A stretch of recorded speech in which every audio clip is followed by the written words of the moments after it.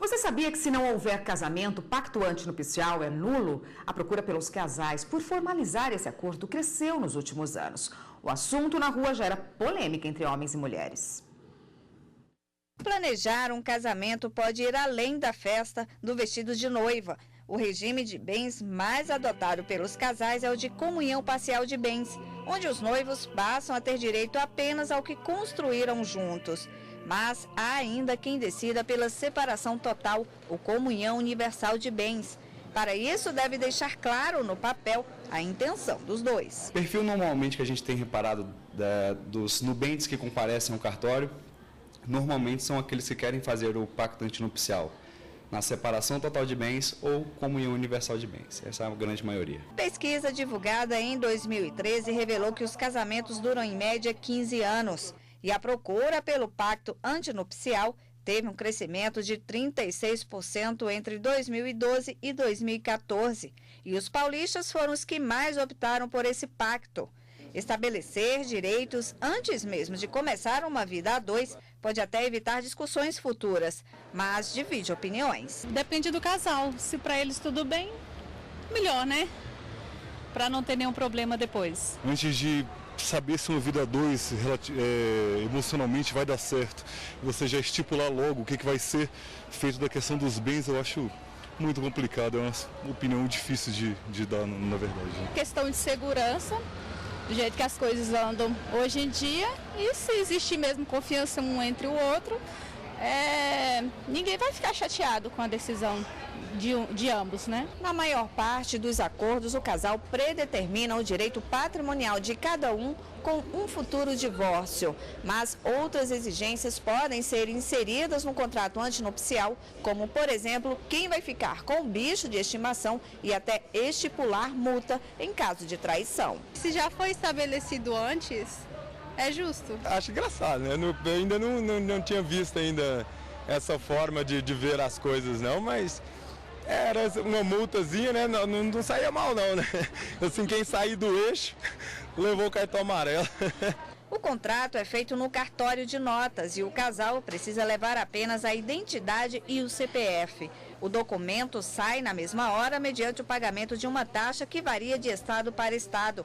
Em Brasília, esse valor é de R$ 96,20. Em São Paulo, custa R$ 326,27. Mas o contrato realizado geralmente para proteger os bens só terá validade se o casamento for formalizado. Para que ele tenha valor jurídico, ele tem que ser feito no cartório de notas.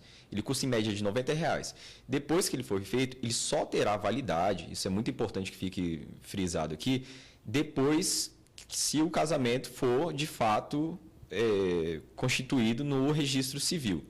E, posteriormente, eles têm que levar esse pacto, esse contrato que foi firmado para o registro de imóveis. Para que ele tenha validade para terceiros, ele tem que ser levado ao registro de imóveis. Ele também não terá validade para o casamento em si, se o casamento não se consumar. Então, uma coisa vai depender da outra.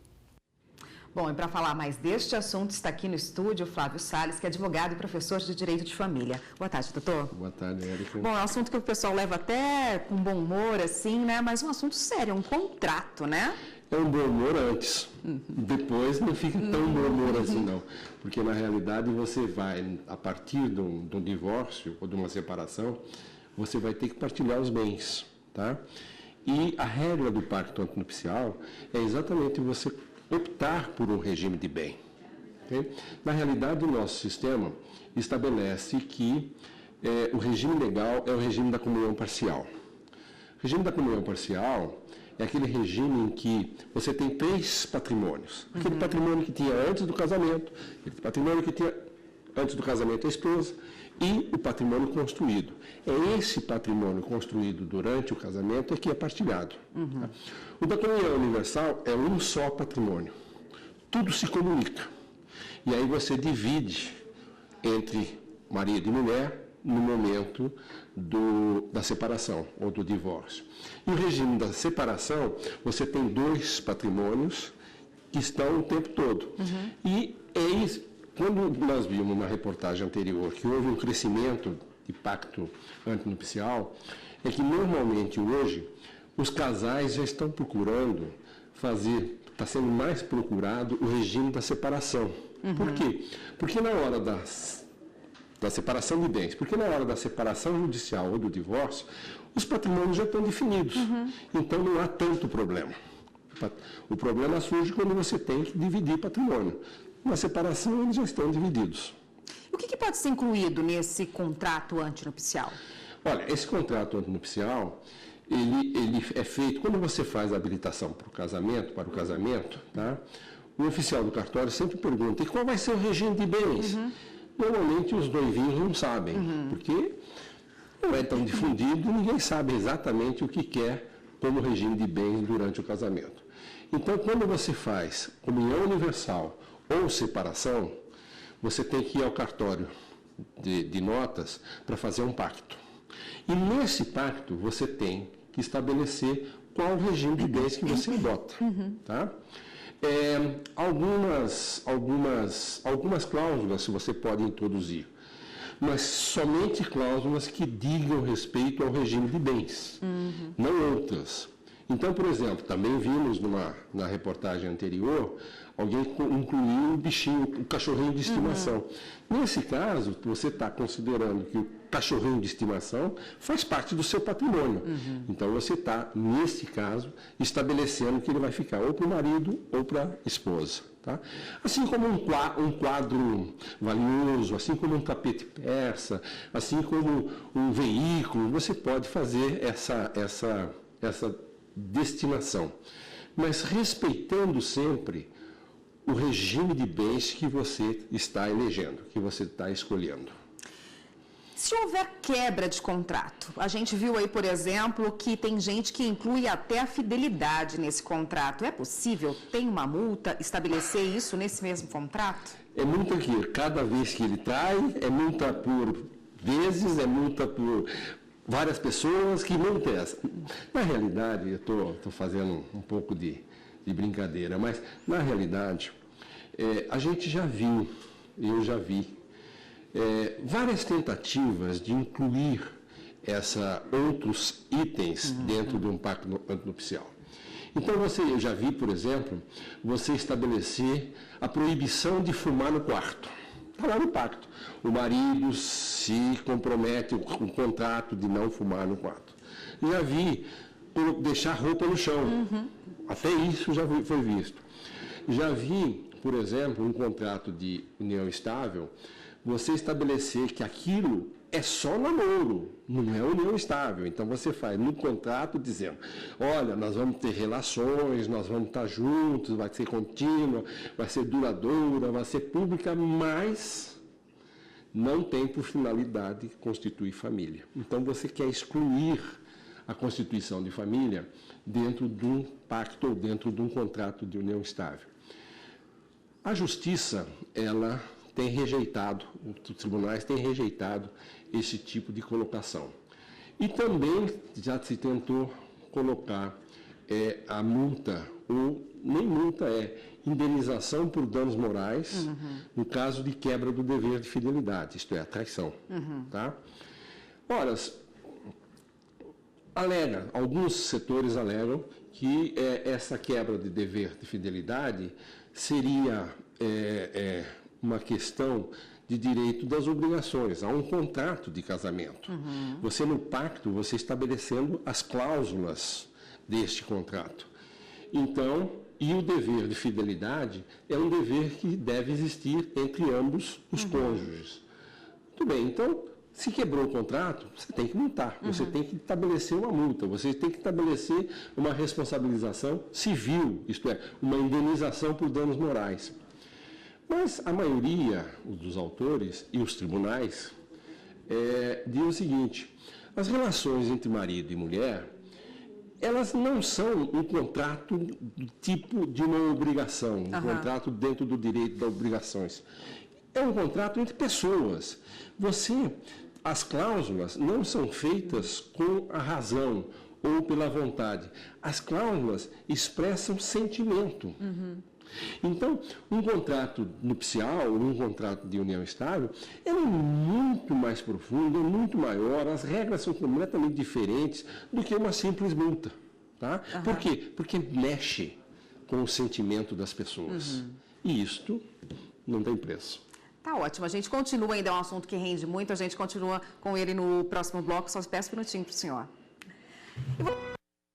E aqui no estúdio nós voltamos a falar com Flávio Salles, que é advogado e professor de Direito de Família, sobre os pactos antinupciais. Doutor, pelo que entendi, o pacto não pode se sobrepor à lei existente. Ela tem que caminhar junto, esse pacto tem que caminhar junto ao que já existe, inclusive com uns regimes já estabelecidos de Exatamente. partilha. Você não pode criar novos regimes. Tá? A lei estabelece quais são os regimes de bens. Houve também nós já vimos, tentativa de você fazer como se fosse uma receita de bolo.